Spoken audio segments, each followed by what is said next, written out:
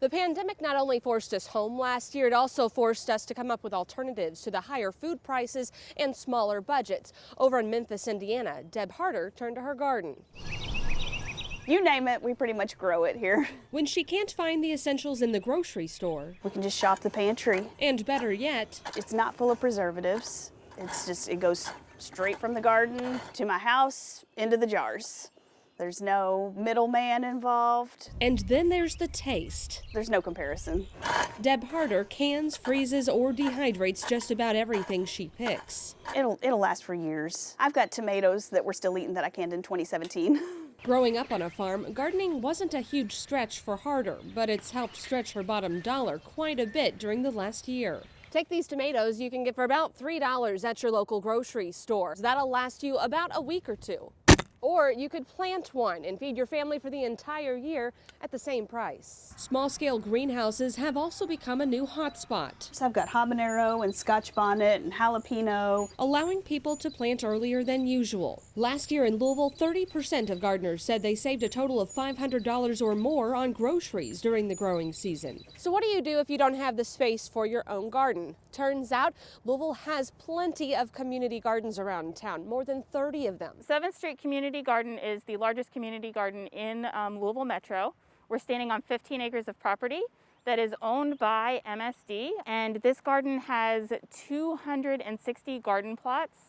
So that is over 300 families who are accessing this location to grow food. Another 80 families are on the wait list. You can feed your family for most of the year on 2 30 by 30 garden plots. Some of the things that you're used to eating, you can't find in a grocery store. So community gardens like this give our international community a great space to grow food that is important to them and their diets and their cultures. The 10 gardens managed by the Jefferson County Co-op Extension saw a 25% increase in enrollment last year. Unfortunately, they also saw a spike in theft. People desperate to survive in neighborhoods lacking proper nutrition. The most heartbreaking thing about it is everyone here would say what we're sad about is if folks had asked, we would have given it to them. Last year, 20% of gardeners reported having one or more people become dependent on them for food. Ted King, who's the king of cabbage in this garden, is known for what he gives away. Most of the time I just grew up, just give it away, you know, church members and like somebody ride by here, can I have this? I just give it to them, you know. It's just a form of, you know, giving back. And if there was ever a question of what to do, he's in good company. Just a mile up the road is Vaughn Barnes, the owner of Kentuckiana Backyard Farms. It's more about knowing where my food's coming from. In the heart of the Taylor Berry neighborhood are the sounds of goats and chickens.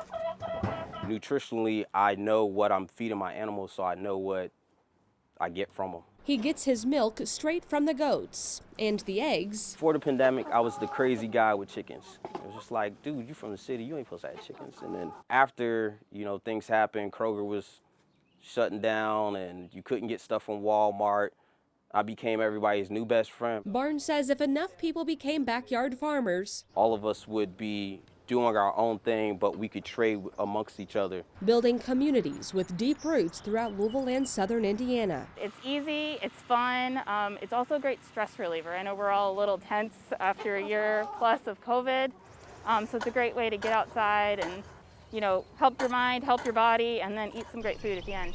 Brooke Hash, WHAS 11 News.